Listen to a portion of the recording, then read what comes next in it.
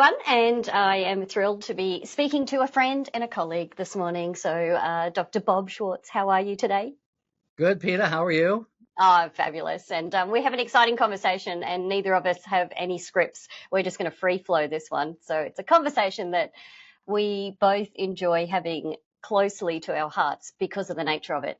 Bob, I really want to just start. I talk about, and I know Fred Gallo talks about, and a bunch of others, the fourth wave in therapy and what that actually means. But what does it mean to you? What in your work in the whole energy psychology kind of field and lots of modalities, like what does it mean to you? What do you see the differences to other types of waves of therapy? Oh gosh, you got to remind me about your four waves. Oh no. Um, so I guess what I would say, I forget which wave is which. You had psychodynamic, then Yeah, you had behaviorism, and then cognitive behavioral. cognitive That's right. behaviorism. Okay, Yeah, there you go. Those are the yeah, three. yeah, yep. So I guess the thing that I would say, and is you had psychodynamic, which was actually, if you really get down to it, was a little energy focused, if you really pay attention. And then you had all the behaviorist stuff, and then the cognitive behaviors, and that's all good.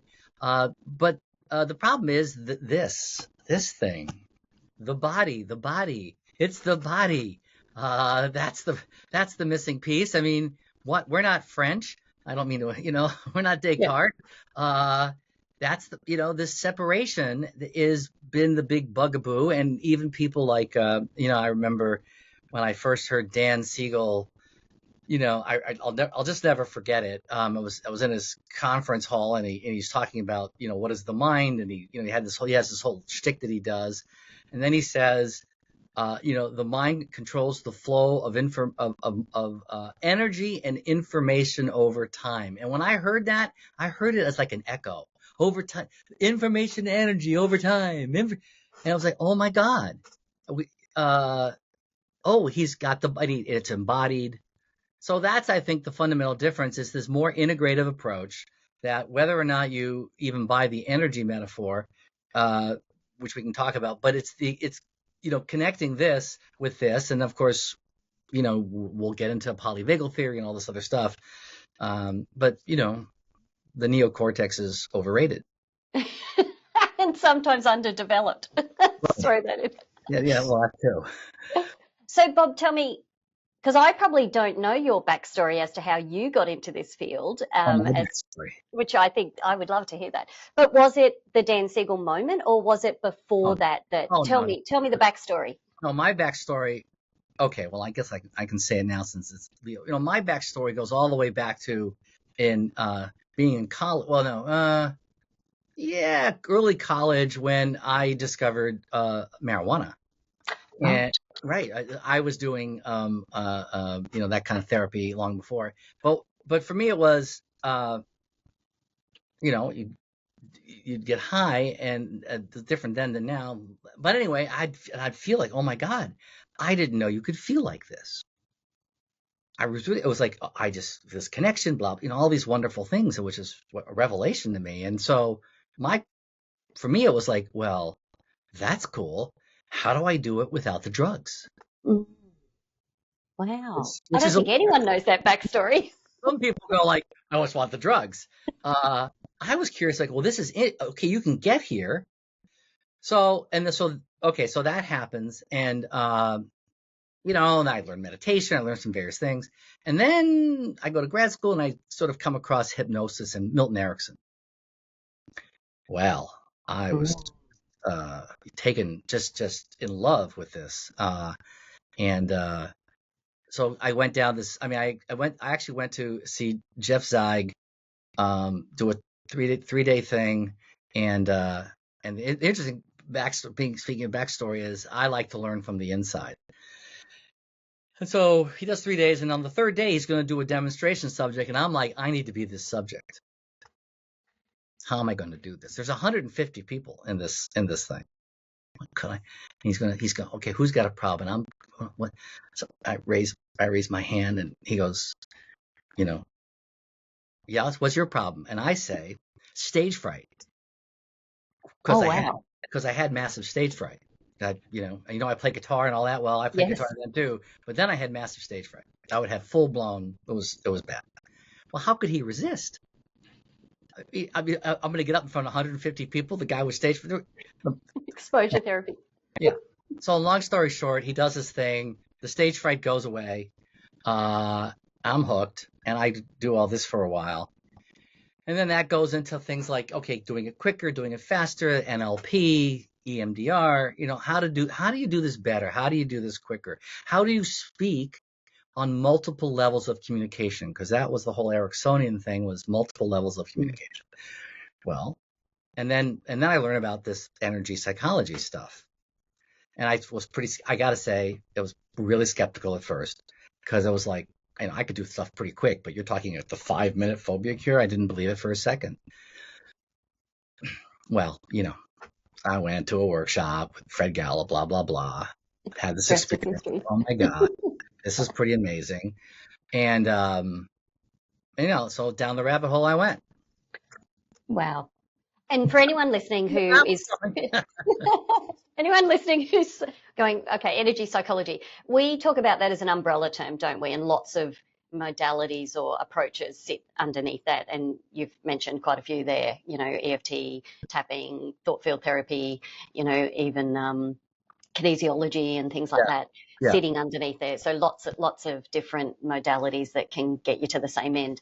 And probably most recently, for you and I, what we've been pondering in our conversations is that mechanism of, so if we've got this umbrella term, energy psychology, and we're talking, okay, fourth wave, include the body, however you do that in that therapy process, really, is there a common mechanism across all of them? And we're certainly testing that in some research together at the moment. But is there something that connects the whole lot? And I remember seeing a presentation you did a couple of years back. You gave me a copy of it, and you actually had Descartes in the title, but it was about polyvagal theory. And it was, the first time we started kind of talking about, well, is this an autonomic nervous system or vagus nerve function improvement across all those modalities? Right.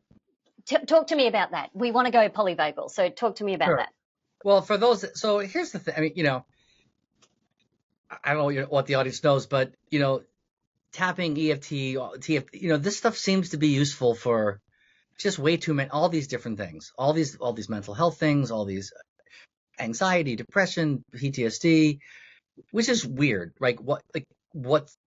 And then you've done studies with the brain, like we have the food studies, and I never can remember the names of the brain. I have a disability, but certain things light up over here. Then pain studies, totally different part of the brain changes. Yeah.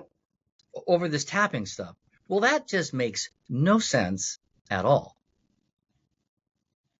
And then the other kind of this interesting thing that from way back when is when people have this experience, when they do this kind of tapping stuff, what generally happens is they come in, the person has a problem and they're upset, and and then the therapist, the practitioner takes them, they're doing this weird tapping thing.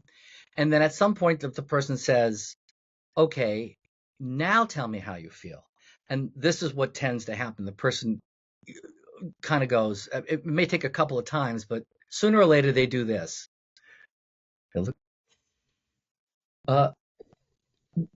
Where'd it go? Mm-hmm. Now that's what happens over. So phenomenologically, that's pretty interesting. It happens regularly, right? Right? Where did it go? What are they talking about?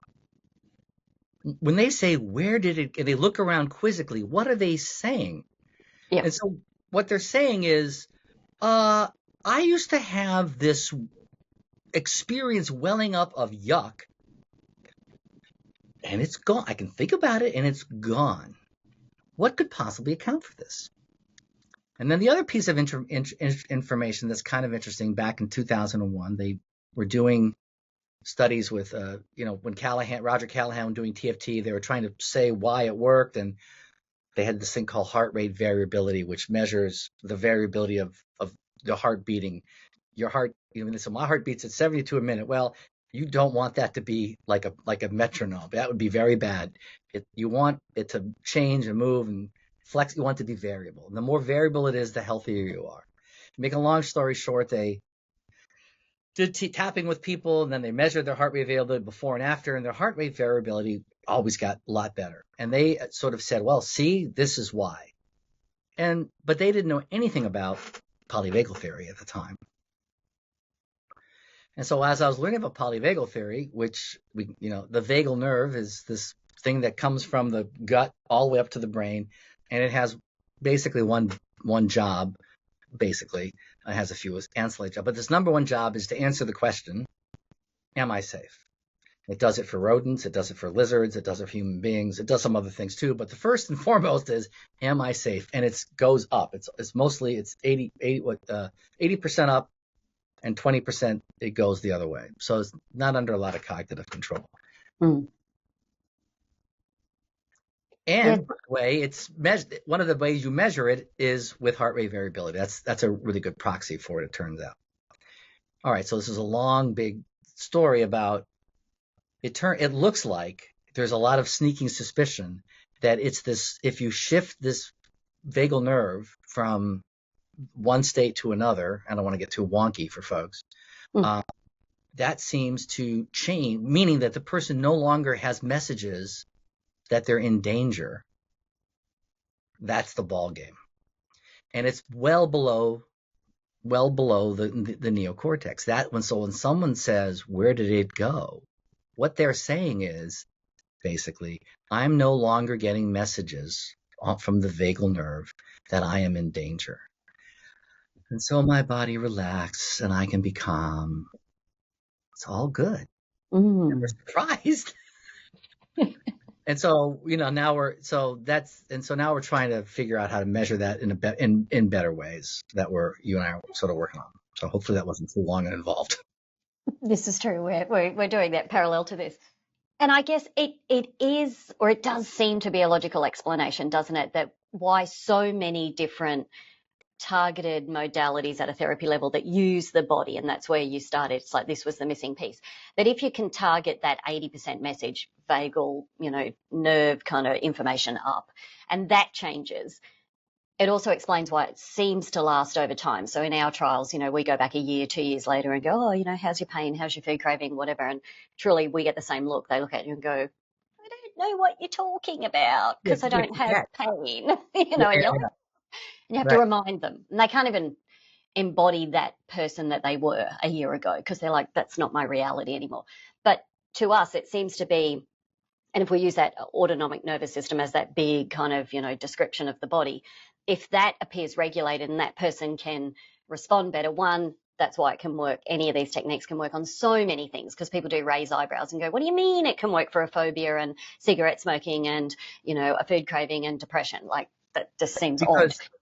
Because the thing is, the vagal nerve basically says there is or there isn't a tiger in the room. And the fact of the matter is there's never a tiger. I mean, we don't live in the jungle anymore. There's never a tiger in the room. For us, the tiger is shame, anxiety, stored trauma, whatever it is, somehow it gets coded that situations are dangerous. And all the behaviors, anxiety, addiction, addictive behaviors, certainly PTSD, are all secondary responses. And by the way, the neocortex is like, so if it's, I need to eat food because why? Because I'm anxious and this gives me comfort and it tamps down this thing. But if there's no press from the bottom, then that part of the brain kind of calms down, or the pain part calms down. And that's why it can be different parts of the brain. I mean, that's the idea. That's the thing. It just makes so much, and that's why does EMDR work? Well, maybe it does the same thing. Maybe that everybody gets surprised, and that's why all those polyvagal techniques work so well. Absolutely. So I'm going to ask the $1 million question then, just because you're in the field, I'm in the field. Why then, given, and we're measuring this at the moment, so anyone listening, even, in time, we may well have had stuff come out to confirm this. Why then do you think it's so hard for the traditional field of therapy, psychology, psychotherapy, counseling?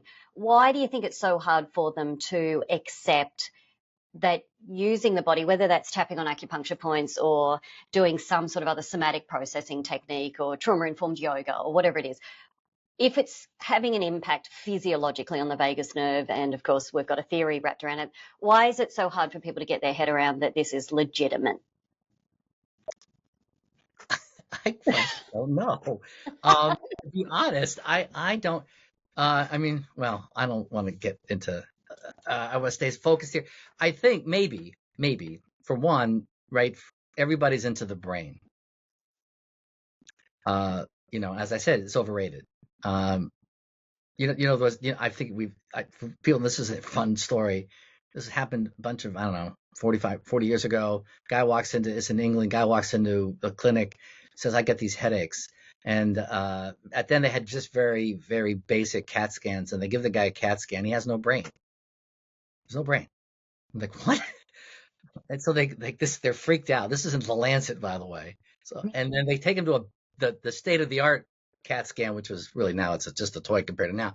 And they discover he has this gigantic encephalopathy. So his brain is plastered around his skull. Wow. Other than the head, I'm going to find this study. Other than the headache, other than the headache, and he's normal IQ. So this is like, in math, if you have one you have one disproving, your theory's shot. In any event, brains are overrated. Not that I would encourage anybody to do this. So, but somehow, whether it's the culture, the behavior, well, we could get into, below the neck is the body, what's in the body down there, the repression and all this. I don't know. I think there's a myriad of things. It's beyond me, to be honest. You would think, you would think scientists would be curious. It's so unusual, but I get that you don't get it, but aren't you curious? You're supposed to be curious if you're a scientist. It's not a problem if you're a physicist. I was just watching stuff about what's going on in physics right now. I mean, there's all kinds of stuff that's just really outrageous, but somehow in the medical psychology and I don't know. I don't get it, to be honest. Why do you? You tell me. From my point of view, I guess we fall back to that old translational gap that medicine has already kind of given to us, that it really takes 17 to 20 years for that kind of what's happening in research to, and certainly already in clinical practice, kind of cross that kind of gap into mainstream. And really the suggestion is only 20% will probably make it. EMDR took about 25 years. And there's some lag where maybe people just sit and watch and kind of go, until they truly want to accept that that's viable or legitimate or has enough science behind it. And that term evidence-based gets thrown around a lot. And it's like, well, what does that mean? And my question is, I was asked it yesterday by a different academic, different university. And I'm like, well, how much evidence do you need for you to consider it evidence-based? Is 300 papers enough? Do you need 5,000? Like, what is it? Or do you need some body organization to say it? Like, what does it mean to you? Because certainly in medicine, you can have single cases, an N equals 1, that proves a certain medical technique, and that becomes a gold standard way of approaching surgery, for example. And they just do it on one patient, and it's successful. I don't know that. Yes. So you're like, what does it mean? That kind of thing. So I think, and it probably, catches people. The one thing I've noticed, and I'm curious to hear if you have too, is I think the newer graduates that have been coming out in the last couple of decades almost have a shorter time span of doing traditional talk-based therapies they may have been trained in before they start looking for other things.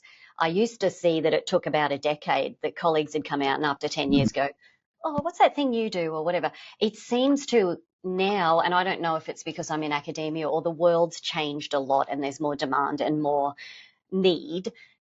My graduates are coming out and after a year or two going, what else you got? This stuff's not working. Maybe the complexity of patient problems has increased as well. Well, I have almost a different take. So back when I was training, there was all kinds of stuff. It was a much wider open field. I mean, there was Virginia Satir, who's that? Eric Milton Erickson, who's that? Jay Haley, who's that? Nobody, I remember being Eric Fromm was like a big deal to me, and there was all this stuff, and so people were Gestalt therapy, Fritz Mm, Perls, transactional analysis, all that's gone. It's just one thing and one thing only. CBT is has so I don't see that as a particularly positive development. And actually, I think that's probably why things have been so hard because it's not CBT. mm, Now you're saying something different, and the other thing, by the way, I've noticed is when a lot of people I see trained in CBT, as a rule, not there are exceptions, but you're always kind of on top and you're talking to people like, you really shouldn't, you should change your thinking. And so it's that kind of thing where this stuff is much more experiential. Back in the day, experiential was all the rage. Now, not so much. mm. Anyway, but I think there's new development that you're talking about is there's a lot more stuff out about mind body, and younger people are just much more comfortable with mind body energy. It's not a problem for them. And second, I just think, CBT is good for what it's good for, and I use CBT techniques, but it's good for what it's good for, not everything. And it's Yeah, very, yeah, and people don't have the breadth of training. They just yeah. don't. Yeah. And Yeah, so, it's really interesting. look, It's almost like when the standards came in or the accreditations or whatever with what's taught, it kind of almost did become a bit of a limit, didn't it? Because I too, like back in the day, worked in a drug and alcohol rehab for many years, and their orientation was Gestalt and transactional analysis. So it's like, oh, okay, let's learn this. Whereas CBT wasn't kind of a thing. So you're right. There was a lot more available when there weren't so many constraints. And it's almost like sometimes research, right. can constrain perhaps some of that innovation or Oh, just the well, presence being with exactly. the client. Absolutely. I mean, yeah. I mean, if you put it that research is the end all and be all. I mean, don't get me wrong. I'm a big supporter of research, as you know. I mean, but it's always way behind. I mean, it's only, I don't know, the research on meditation is only about what, 3,000 years behind, Yeah, because yeah. they didn't have the technology. Now they have the No, technology. yeah. So research is always behind innovation. And if you Mm, make if you make an idol of it, it becomes a problem. It's useful for what it's good for, but mm, you got to be mm. curious. And sometimes it's the other way around. And I think this is happening in the EFT, TFT, any tapping, acupuncture style therapies, that the groundswell in clinical practice that has embraced those techniques is almost having, a greater influence on, coming up through. It's almost like I've been suggested here that it's kind of happened backwards, that normally research informs government policy that informs clinical practice. And it's almost like we've got this groundswell in clinical practice where people are like, well, it works, so I'm going to use it. And that's having an influence the other way, which is interesting, compared to what might be traditional. So, Well, yeah. I mean, integrative health as a business was all driven from the ground up. I mean, it wasn't top down, yeah, and because there still is a lot of resistance to it. By the way, if you look at Wikipedia, they have resistance to it. You can't. I mean, Wikipedia is good for a lot of things, but nothing about anything integrative. They have a real yeah, problem with they've been hijacked. Frankly, that's a long yeah, story. yeah, So yeah, yeah, and I would also say that because of people like you doing all this really good research on things like EFT and TFT, so now you got both. You've got the groundswell, and then you've got research that actually backs this stuff up. yeah, yeah, And it's the mechanism, but the thing that still throws people who are hardcore, what do you, I don't know, hardcore science, positive science, positivistic scientists. They want to know what the mechanism is. Like you have to have the mechanism, and which isn't really true, but they think it is, and without it, then it's just gobbledygook. Uh, mm, yeah. So we're getting there. I think we're pretty close. I do think, within Bob and my lifetime, one, will have the mechanism in print, and two, probably some other level of acceptance, if indeed that's important to people out there. So, yeah, it I is where mean, we're. yeah. I mean, the other thing is, I mean, to be fair, the other side of it is, I think people got a little, like everything else, there was a little bit. People can get too enthusiastic. They can make claims that are, a bit overly robust, and so people would say things and say things that I think would just turn other people off. I know at ACEP, we back in the day, we were sort of in that thing like, oh, we're better than, and we Mm. stopped that about, well, it was 2008. We kind of stopped doing that because it just pisses people off. So we talk much more about how this is like that. This connects with that, this work connects with that work. This, and it's just another example. So it makes it less of we're not claiming some magic thingamabob and we're so much better, which just annoys people. Yeah, you're 100% right. Because even when we've published, comparison trials, and we've had, EFT compared to CBT for different conditions over the years, Oh and yeah, when we publish, most of the results that we show is that EFT is comparable to CBT. What's ironic is the journals make me write it's non-inferior. So that's the word they like, non-inferior. But it's comparable. And a lot of people in the field, practitioners, get a little bit upset and go, no, because we often have superiority, if you like, at the long-term follow-up. So it actually lasts a lot longer and the outcomes are achieved in half the time. So there definitely are these elements that make it faster, more effective, and it has longevity compared to gold standards. But I always like to, exactly what you said, say to people, no, the first step is to be comparable and non-inferior. The second step is to point out where differences might lie, because if you come out all guns blazing and kind of go, we're better, A, journals won't publish it, and B, no one really responds well to that from the other side. So right. I tapped on my non-inferior word many years ago because I have to use that in my publication. Terrible English, but all right. It's awkward. It's like, but yeah, it's highly comparable. Yeah.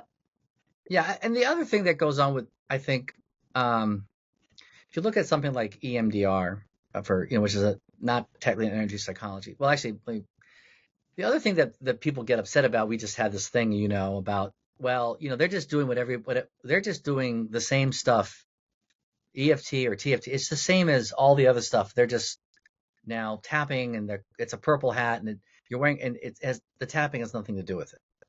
And then, we say, well, no, actually there is some active ingredient here, which there's research that supports that. Yeah. That said, there are things that are buried into the technique that are not the tapping, or not that are ways of deconstructing, ways of working with people that other folks do, that are part of doing really good clinical work that most people are not well trained in. Like when we do EFT with people we do it like people tell a story about a traumatic event. Well, if you go tell your story normally, if something really bad happened, you tell your story, people start crying and abreacting, and they blow out their circuitry. And so what happens is they get more traumatized. That's not really very good treatment. It doesn't fit with the latest in neurology and trauma protocols. It's bad therapy. But what EFT does is it does it in a certain way where we tap along the way, we do certain things that make sure that the person never abreacts, that we're treating all the way through. Now, that's not the tapping per se, it's how it's applied. But that makes the big difference, right? And so the person never blows out the circuit, never blows out. And then we also go hunting for all the little nooks and crannies, which is another big difference, because if you leave, it's like so if you take a antibiotic and you don't finish the course of treatment and you leave a few of those little buggers around, they just come roaring back. I don't think it's that different with trauma. If you leave things in place, they're not fully treated because they're avoided or whatever. It sometimes, it's not fully treated, and so it can come back. But if you really go after everything and you're very thorough, which is part of a good protocol does, now you're getting another whole level. So that's not the tapping per se. That's the thoroughness of how you use it, and knowing how to keep people calm and relaxed so the therapist can stay calm and relaxed.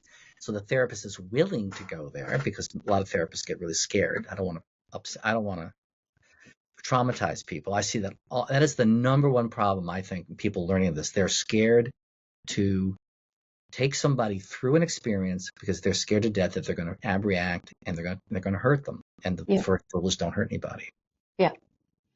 And on that note, I would absolutely highly recommend, that's when you get supervision and mentoring and more Oh, yeah. practice and experience. And Yeah. yeah, and you have to learn. You don't just Yeah. learn. I watched a 20-minute video and now I'm an expert. Yeah. No, no. And I think that's the point to really highlight here, anyone listening with Bob's comment, that if people just watch a YouTube video online or just tap along, maybe with what appears to be a relevant topic for you, but it's not a live interaction, it misses those, like that art of delivery. It's that the skill being used by the therapist in finding all those kind of, nooks and crannies, like you said, the hidden, and you don't get that. I wouldn't get that even just tapping along with a video, and I know how to do That, it. So, that said, I think those things have their place. yeah, It's like, it's really great if there are really decent stuff out there, things out there that people can self-regulate and they can tap, and it's like, and they can do good for themselves. yeah,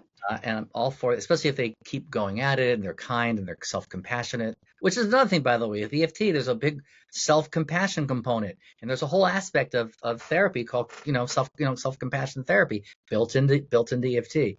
But yeah. anyway, so that's all good. But if it doesn't work or you have any reaction, then you go and seek additional help. Support. Absolutely. And anyone's curious, there's research, we've done research, on app-based delivery, online self-paced Yep. delivery, and they're all effective, delivered in the right way. So absolutely true. Bob, okay, my last question, just to hear your thoughts. So what is your hope or vision? Where do you want to see this umbrella term of energy psychology? Where do you want to see it play a role in the world, or what is your biggest hope? Should I go? My biggest hope. Biggest hope. My biggest hope, I've actually been fantasizing about this lately, is that that people in various levels start using this stuff to self-regulate in a way that can be used in so many things. I mean, the world right now is so unregulated. With just the news, all the anger, all the upset, the othering, the demonizing of other people. I've been kind of thinking about, I had a conversation with Brad Yates the other day about doing something about tapping around, helping people come down and not see this other person as an other. The fact of the matter is we are all human beings. We're all part of this big one. And yes, we have our differences. And I would love to see a lot more use across the board, whether it be for, it doesn't, like if you're first responders, the police, whenever you see people behaving badly, cops behaving badly, I've never seen a picture of them not being completely overreactive. And so they need more training, not less training, so they can calm their bodies down and to not pathologize it. The thing I tell this story, like if you're a farmer or you're a plumber and you go and you're out in the field and you get all dirty, or you go and you do it, when you come home, what do? You take a shower. You clean the stuff off. Nobody pathologizes that. It's just a shower. Well, if you go kick down doors or deal with difficult situations, if you're in the Army, if you're a cop or you're a firefighter, it's not a pathology. You just need a shower, so to speak. It needs to be normal. And it's okay to know that your body's you're going to get adrenalized. There are all these known reactions, that we can take some time and calm our bodies down without alcohol or drugs. Back to the beginning. And it's not pathological. There's no PTSD. It's just, I got dirty, so to speak. I got adrenalized. I'd like to see that become the norm. That's one of my things, and I'll just say and I'd like to see the stuff get used. You like that? I'd like to see it also get used more with adverse childhood events. If in a perfect world, so there's a lot of studies that show if you've had a lot of adverse events in childhood, it predicts all kinds of trouble later in life for a lot of good reasons. Wouldn't it be interesting if you go to a doctor and they give you a little test and they say, "Oh, you got a lot of these scores," and if it was normal, you know what? I'd like to prescribe for you doing 10 sessions of this stuff targeting on these things that are known to cause trouble. And then I'd like to see a study. I want to see a long-term study. And then they Just do put it that. on the vision board. That's in my long term, like, right. And then I'll bet huge sums of money. So, if you go take, if somebody has like breast cancer and they want to, and then they say, okay, we want you to take tamoxifen or something like that, it'll cut your chances of recurrence by 50%. That's true relatively, but absolutely it goes from 4% to 2%. So they spend billions and billions of dollars for 2% improvement from 4 to 2. I know in my bones that if this were done for people, I know we'd get more than 2% total improvement, and I have to prove it. So if I'm just looking for a few, maybe 50 million, 10, $20 million for a long-term study to do it, but that's my other dream. Fantastic. And mine is that every little child learns it in school and carries it through, and it's normal. It's normal to just go home and tap all the way through the lifespan. That's mine. That's good. I'll take that one too. You take that too. We'll swap. Yeah. Bob, it's just been fabulous. Always love chatting to you and just picking your brain and cooking up the next thing that perhaps, and we are absolutely, currently investigating. So we will have a link below in the show notes just about the current energy psychology study that is happening worldwide at the moment between Bond University and ACEP, looking at all those different things across any energy modality and autonomic nervous system functioning, vagal tone, polyvagal theory. So looking forward to having some outcomes there too. So thank you for your wisdom and for all your great work in the world. Thank you too, Peter. You're killing it. You're doing a great job. Wait, so I can't use that language. That's violent language. You're doing a great job. In a calm, peaceful way. I'm not using that kind of language. You're doing a great job. I love it. I love it. Thank you so much. I'll talk to you soon. Okay, bye.